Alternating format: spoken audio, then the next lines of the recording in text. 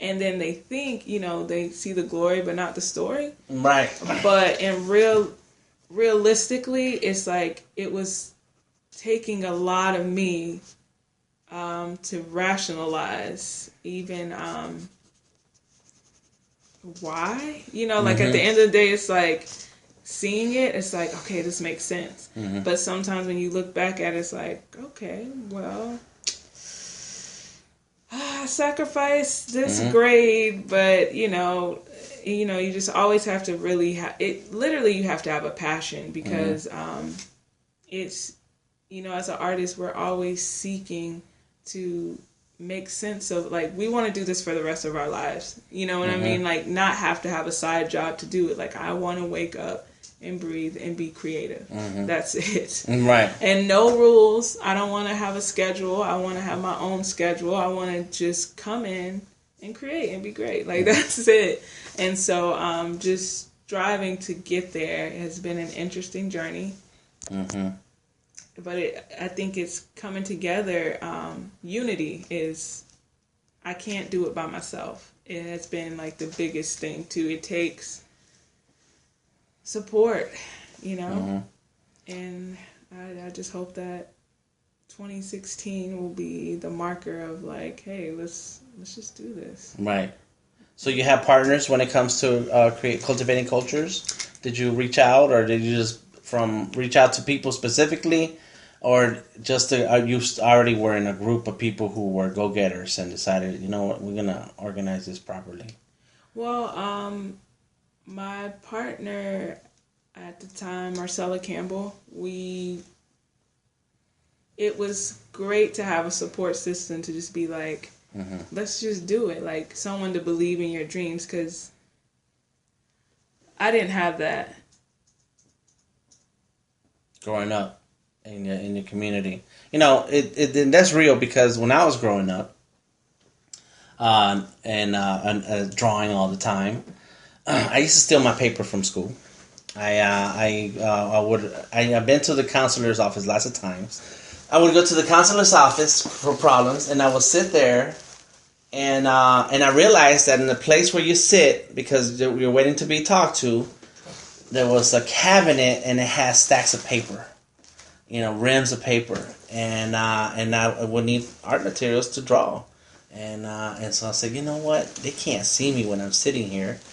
So I would go on purpose to the counselor's office, as if you would if you were in trouble, and I would sit there, and I sit there for a good half an hour before they start ignoring you.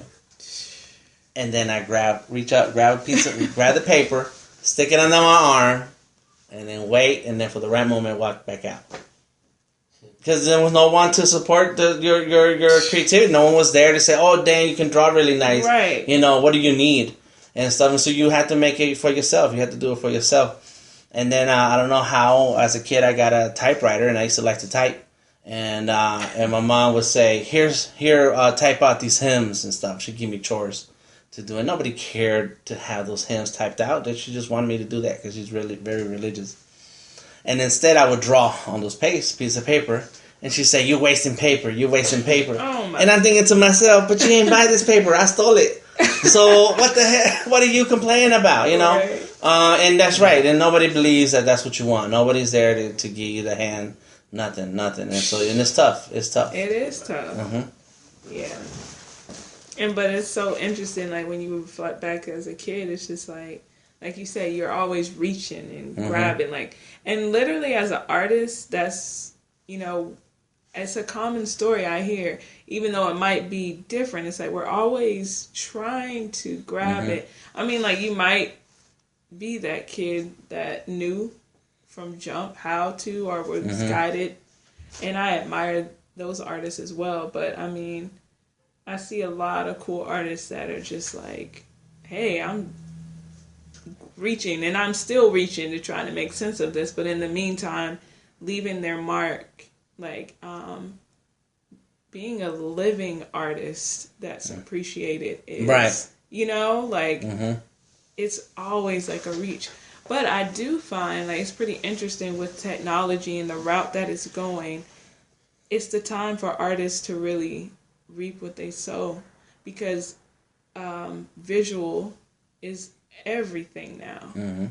You know, it's such a market. We just have to be tapped into it. Right. know? And we have to monetize the art and the visuals to benefit the artists and not just the companies or brands or advertisers and marketers. Right. You know, there's somebody has to create this from scratch. And we have to have a sense of community when we do it. There's so many things. Like, I was talking to someone from the Little Houses and the Little House Association, and just hearing about, like, you know, why they support, like, the Little Houses and things like that. And I'm like, you know, I was like, well, what about artists? You know, like, what if they had, you know, if it was available for them, I'm sure they could build their own houses and have their own community and make them look swagged out. Right. And just the kind of the lifestyle, you know, sometimes we will go broke for what we believe in. And, you know, just to have communities, like, it's okay, like, to have a little house. And I could just see that, you know, just different artists just, I have a place to eat, sleep, shower, and I'm out, you know? Right. So I'm interested to talk more about, like, educating myself and also educating others about how this is here. Like, how can we say, like, yes, this is something that we might want, or just to get opinion and make sure we don't miss the boat on these type of opportunities that, you know, could be beneficial to us, not just individually, but as a whole. Right. Yep. The community is Atlanta, and of course is following the path of what other cities around the country and around the world are realizing that arts plays a big part.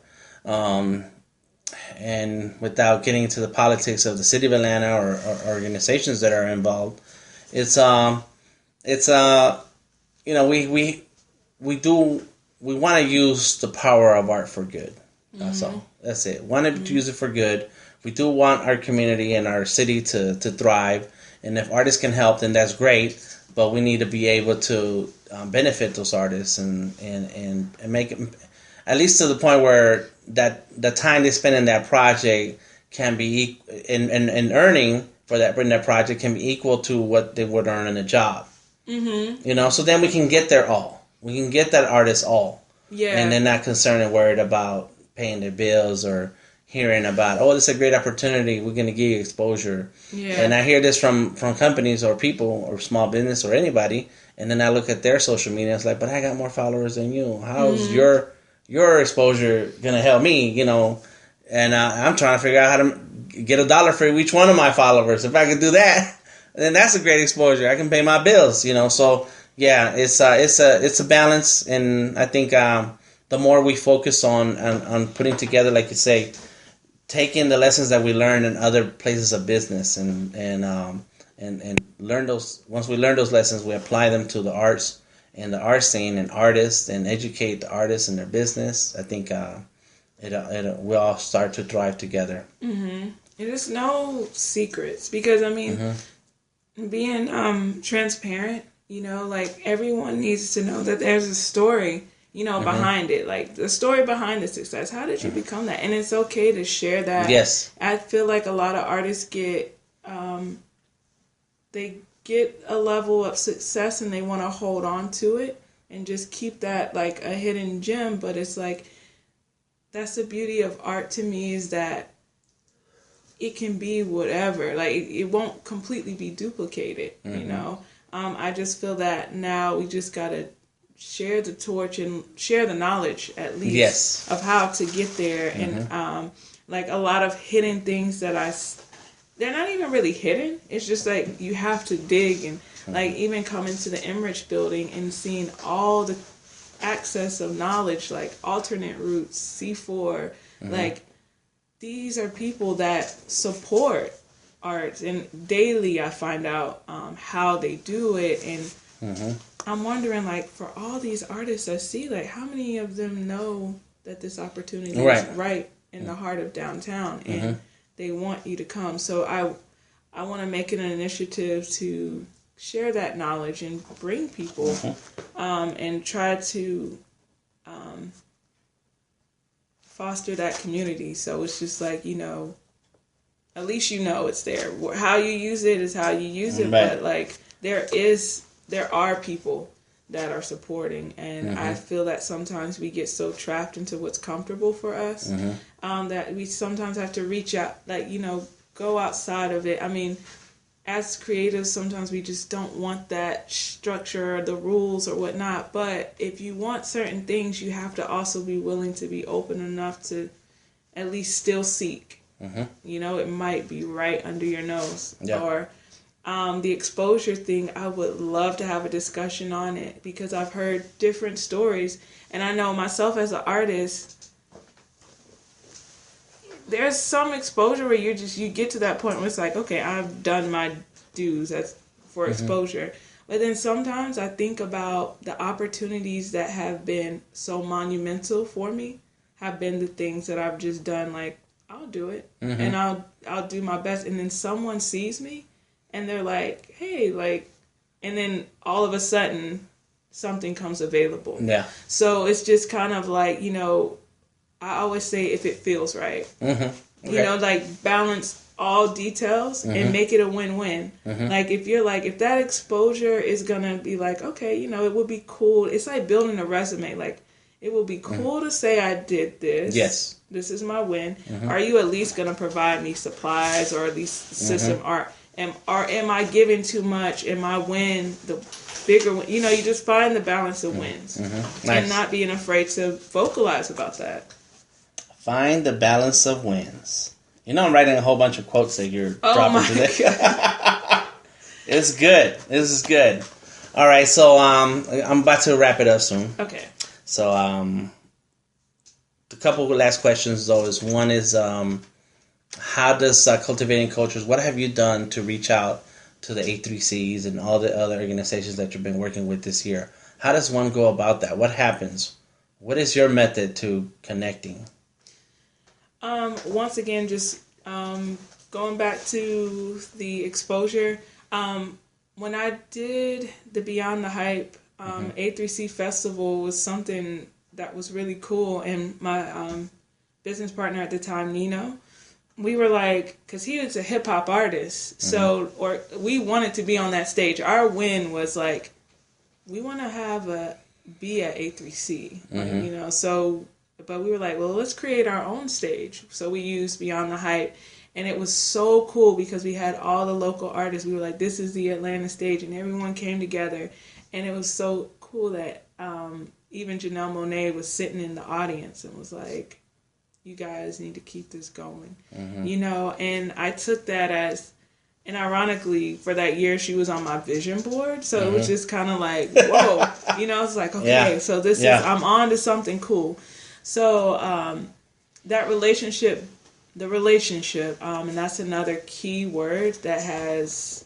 networking, relationships, win-wins has been my formula to just keep it organic. Stay true to you. You don't have to, you know, you got to know your audience when you're asking for something. Like, you got to think, what will they want? But then also stay true to yourself. What do you want from them? And not being afraid to ask.